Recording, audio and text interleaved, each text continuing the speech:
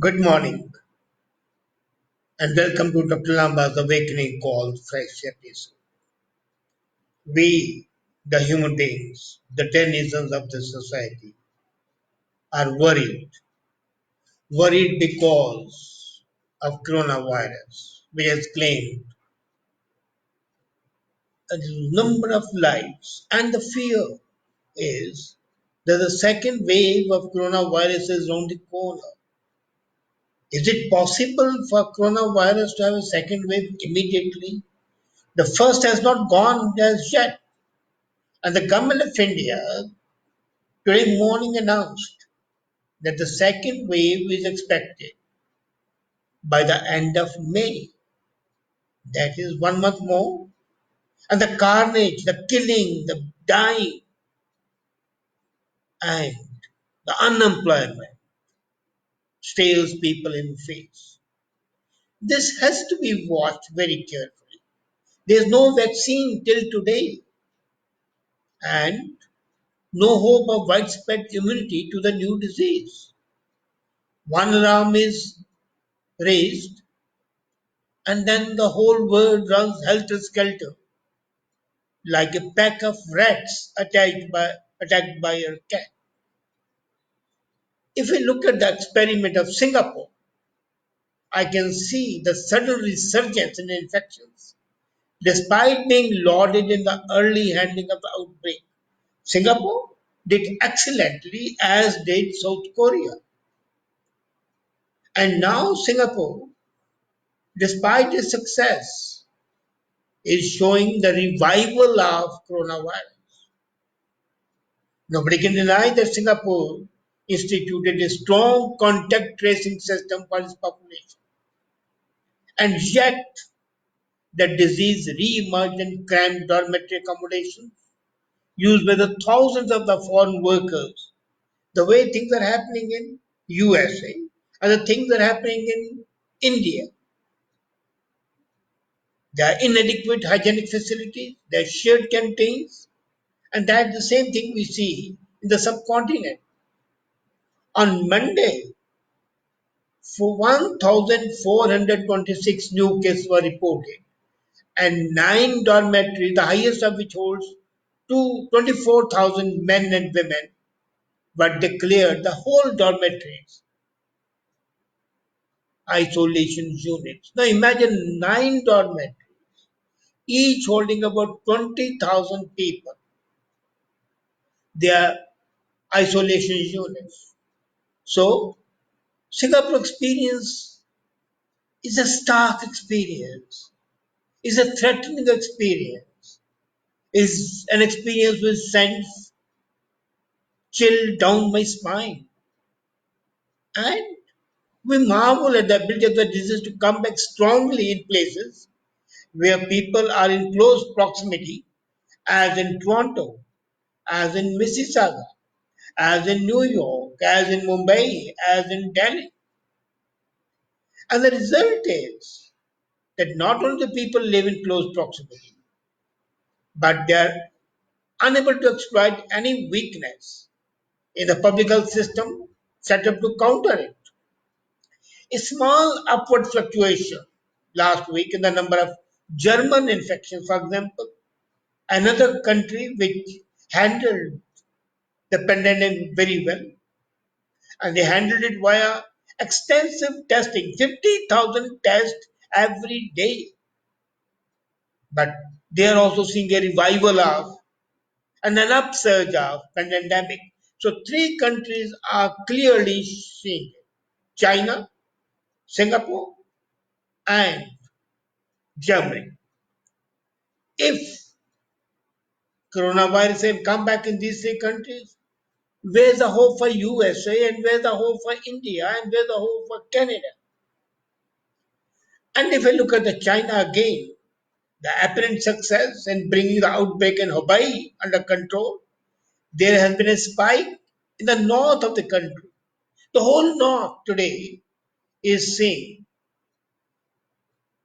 an attack of coronavirus and is so widespread that the Chinese government has practically stopped giving news of that.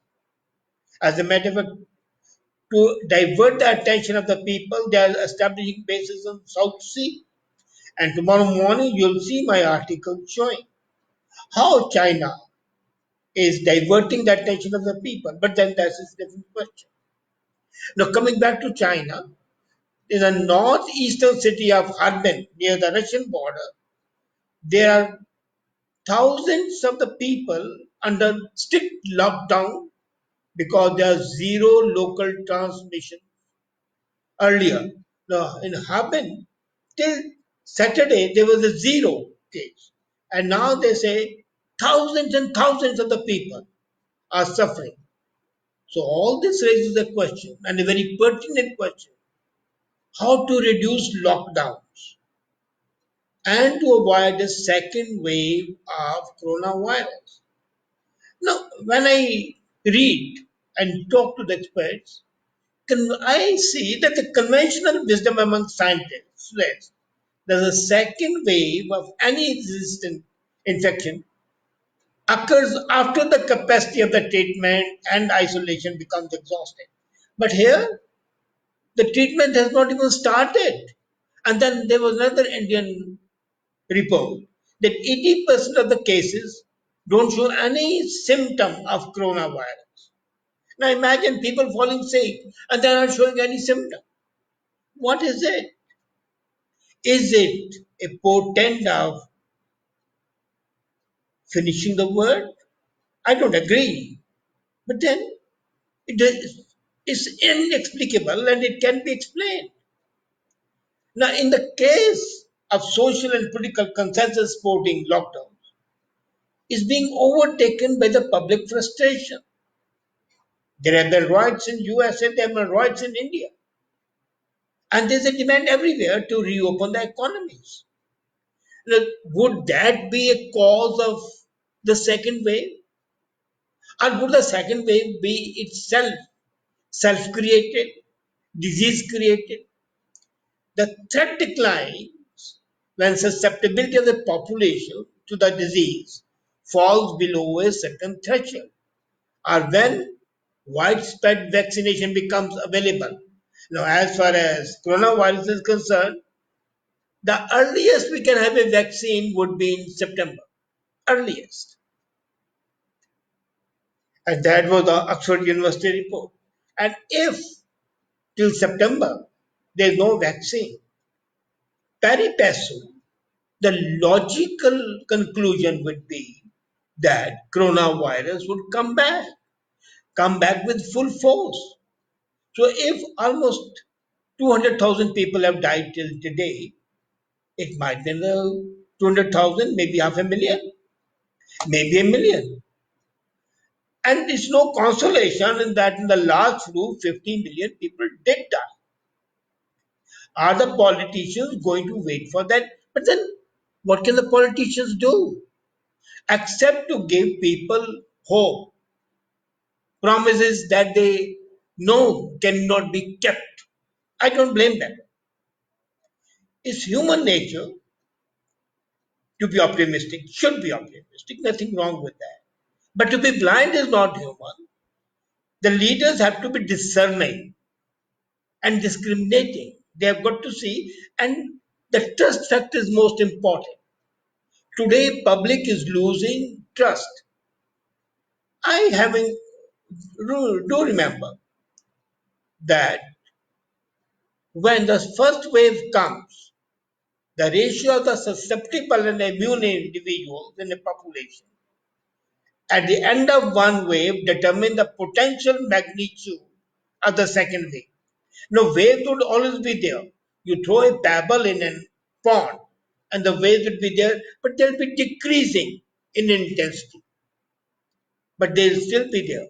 Now, the point is, they are there and they decrease unless there is something to stop those waves, and that's vaccination.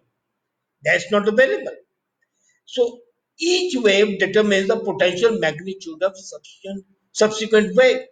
The first wave which came would subside, but the second wave would be of the same magnitude, not of the lesser magnitude. The worry is The major worry that vaccine is a few months away. The real state of infection is only being guessed at. One day they say the infected people double in 3 days. The next day they say 4.5 days. And then somebody says, no, it's 6.2 days. As a matter of fact, the population worldwide remains highly vulnerable at both the resurgent, that's the second wave, and possibly a third wave, the fourth wave, and so on. If you remember, John Lester gave a note of warning. He's an associate professor at Johns Hopkins University. And he said in March, epidemics are like fires. When fuel is plentiful, they rage uncontrollably. When it's scarce, they smolder smoothly, slowly. They are not that fierce. Now, we know it from the fires that we have in British Columbia and in California. And that is why, to stop the fires, we put cut the trees to create a sort of a barrier, a natural barrier. Now, according to epidemiologists, there has to be a force of infection. And the fuel that it drives is population susceptibility to the pathogen. If the word is susceptible to the pathogen, the second wave would be there. If the word is not susceptible to the pathogen, the wave would still be there, but its intensity would not be that much. The problem is that as the repeated waves of the epidemic reduce susceptibility, whether through complete or partial immunity, they reduce the force of infection as well.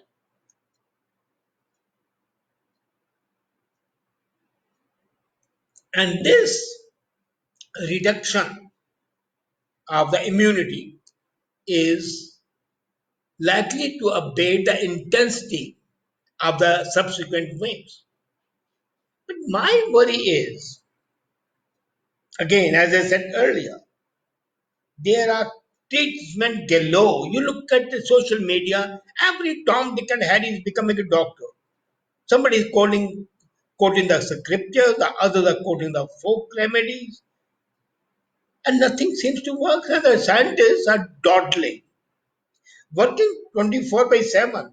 They still have not been able to come up because one major factor, and that's not in the control of the scientists, mind you, the virus, the pathogen, the DNA of this pathogen is still not clear.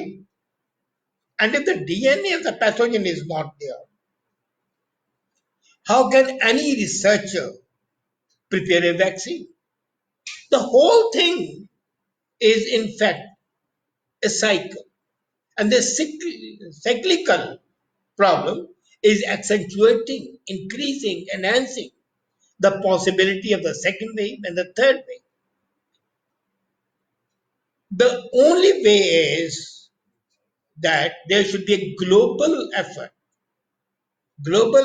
to ensure social distancing, global to ensure to lower the risk of illness, even among those who have no immunity. Till we can decrease that, there's no hope. Problem is, we know when a fire takes place how much fuel is available. But we do not know how much fuel is available for this virus. Is the fuel of the virus 7 billion people of the world? Is it half a billion? Or is it a few million? But till the fuel is burnt out, the waves of coronavirus would keep on repeating, and no hope given by a politician, no voice word of any leader, whether political or social or religious. And when the religious leaders give you hope, don't listen to it, it's bullshit. For the simple reason, nobody knows. I don't know. The scientists don't know. So how can those people know? Until and unless we are able to reduce the rate of infection in this wave, the second wave is likely to be there much before we think it would be. And in case the rate of infection, the second wave is not reduced, the third wave may be much beyond the control of the human being. My fear is that I'm not worried about the first wave. I'm not very much worried about the second wave. I'm worried about the third wave in case the September result of the new formulated vaccine are not positive. And that is what makes me scared. But really, I'm not scared. I know there's light at the end of the tunnel. Not that I'm an optimist, but I know even if the world ends, that's not the end of life. New life comes in. After all, every 10,000 years, the world has to come to an end. So why not be prepared and enjoy today, this moment, rather than keep mopping and crying and cribbing? Come on, let the waves come with all their force, and we face them with a smile on the face, and fortitude in the mind, and brave front. That's the only way. But the waves would be there. That's undeniable. Thank you.